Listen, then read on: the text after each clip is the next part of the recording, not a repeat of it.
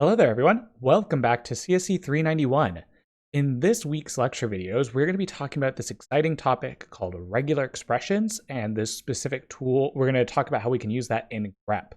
So it's going to allow us to search for a lot more complex set of things than what we were able to search for before with Grep in a very nice, succinct way. So to start us off, to kind of give us a little heads up of where we're going, today we're talking about this idea of regular expressions and how to use them in Grep. Next week, we're going to continue our discussion of expressions, but we're going to teach you a new tool to use them in, this tool called sed, that lets you replace text and files in a programmatic. And then we kind of have our last few weeks on just a bunch of miscellaneous topics about Bash in the wild, things that you kind of have to know about the mental model for kind of how Linux systems works, and how you can write scripts using these tools that we've. So today we're going to be talking about this idea of a regular expression. Regular expressions are a broad topic that they can apply in a lot of different places.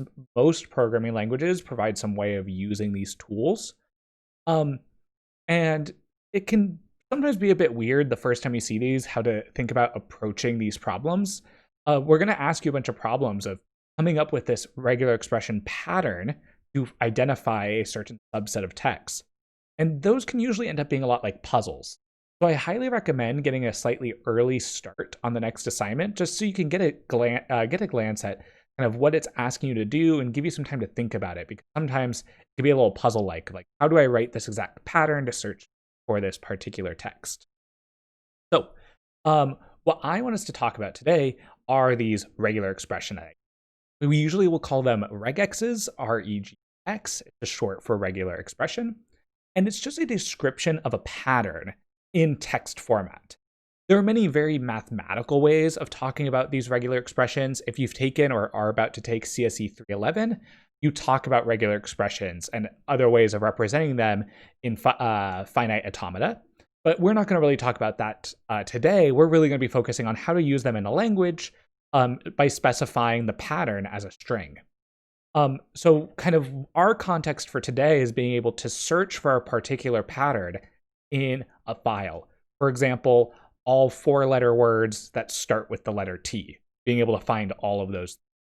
And again, these tools are going to be useful in almost any programming language we use. Sometimes the syntax looks slightly different, but the idea is almost always the same for these regular expressions.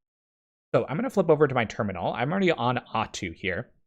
For this particular assignment, I recommend, like usual, we recommend being on A2 or the CSE VM. This one in particular is where things can get a little weird if you're using a different system. Different operating systems implement this regular expression and grep stuff slightly differently.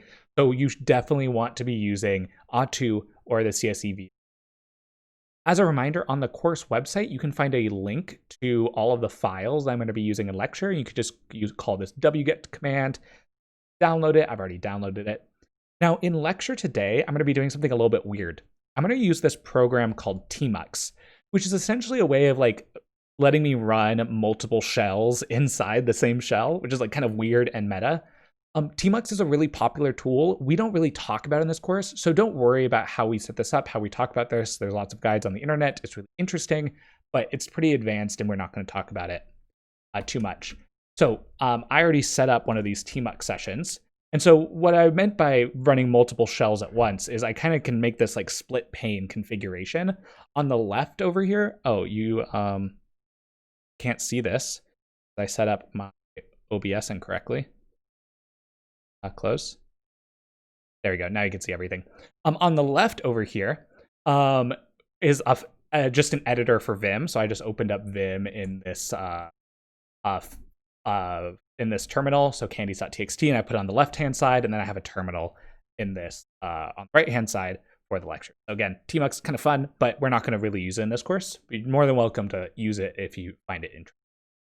So what we're going to do is try to search for files or search for lines in this text by specifying patterns. Now, everything we're going to be using today is all going to be about grep. So we're going to use the grep command like before. And so remember, grep takes a couple arguments. The first one you pass it is a pattern you're trying to search for. So something like chocolate. and then the name of a file, like candies.txt, and it prints this out. Now, it turns out that grep has a flag that you should pass it in order to get this regular expressions things to work.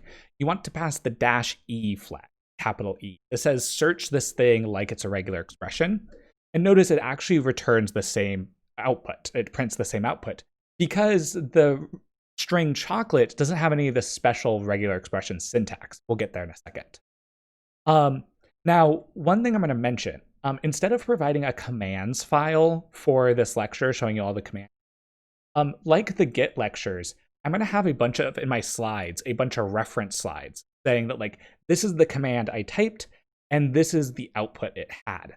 Now notice with grep, when you see this output, it highlights in the output which part of the text matched with your query.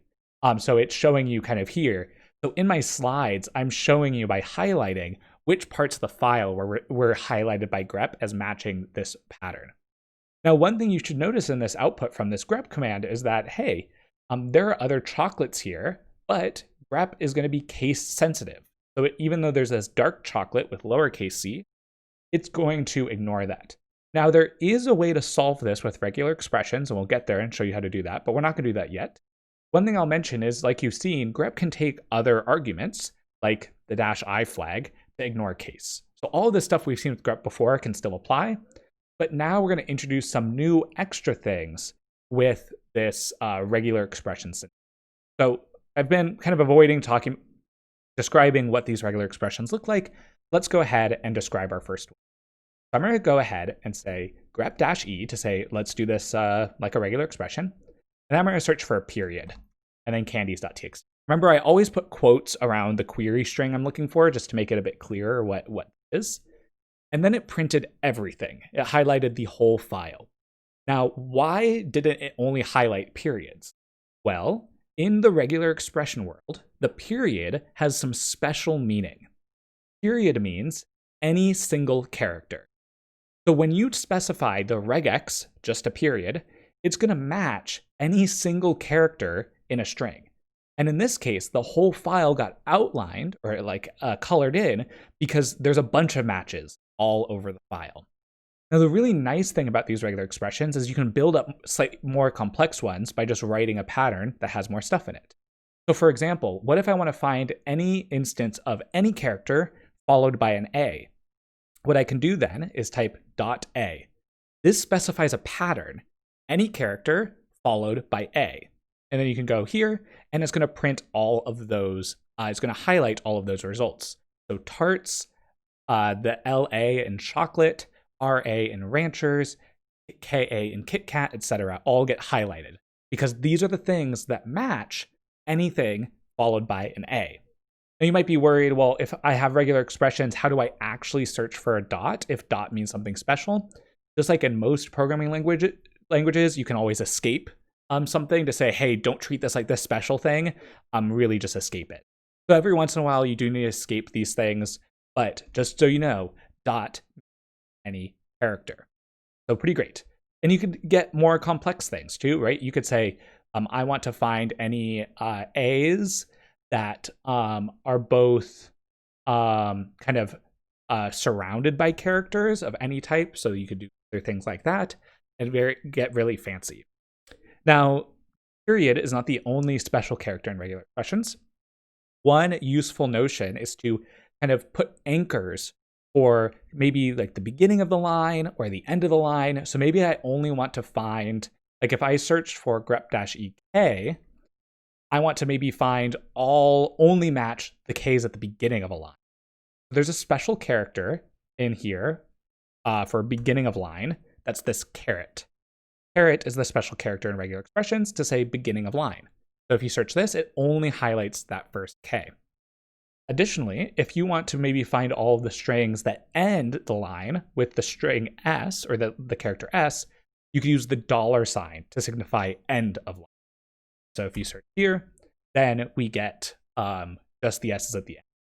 Now, why is this important? So suppose I added a new candy just called Kit, and I searched in here for Kit. It will show up in both those results. But what if I wanted to search only lines that only had the word kit, that started with K, ended with T, nothing else? Well, then I can make a more complex regular expression, say start of line, then the character's kit, and then end of line. And that will only match that one. And, if you wanted to, you could get really fancy and say, what if I just wanted anything to be like kit or cat at the beginning of the line? Then you could put a dot there to say any character. So these regular expressions are a bit weird the first time you see them, but they read as patterns.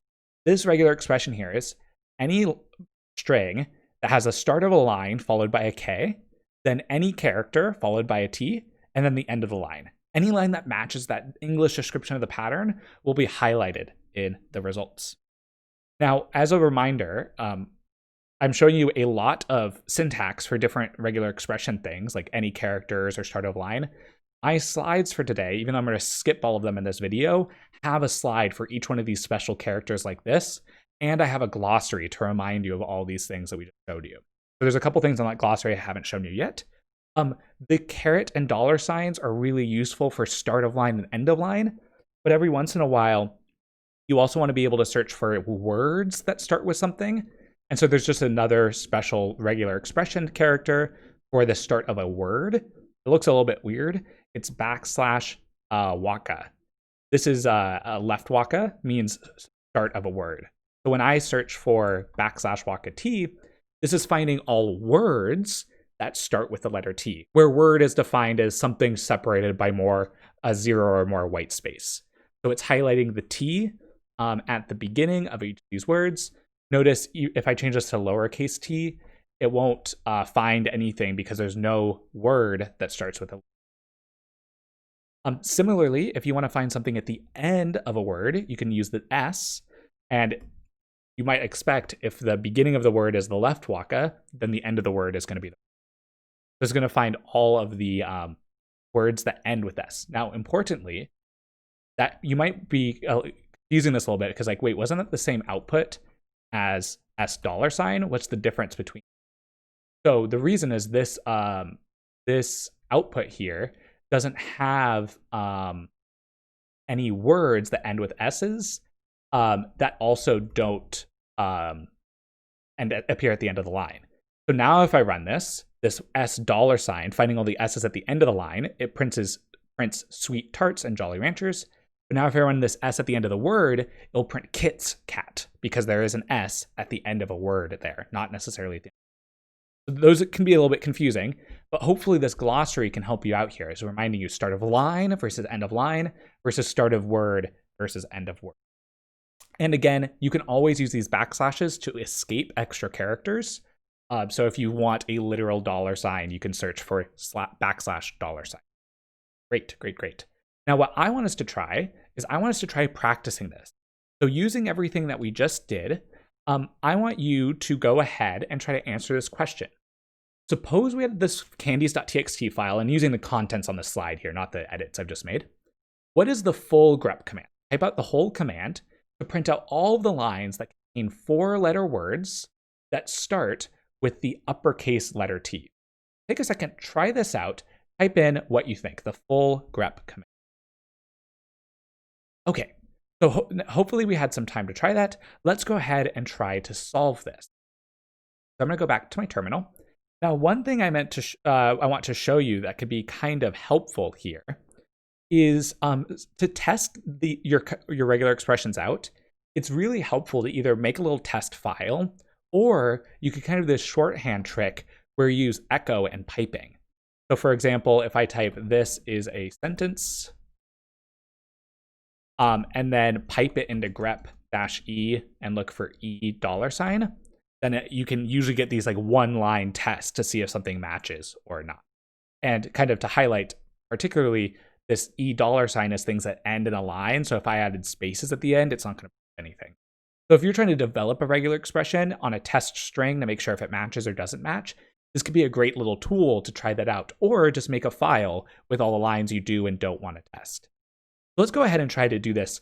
All four-letter words that start with the letter T. So usually when we ask you these questions that have lots of parts, it's asking for lots of things. It helps to try to break them down into discrete parts, like start solving a smaller part of the problem. So for example, what if I want to find all 4-letter words? So I might do something like grep-e, and then candies.txt. Now this pattern here, I want 4-letter words. Now you might think, well, if I know that I'm looking for 4 letters and I don't necessarily care about letters, ignore the starting with T. Get there in a second.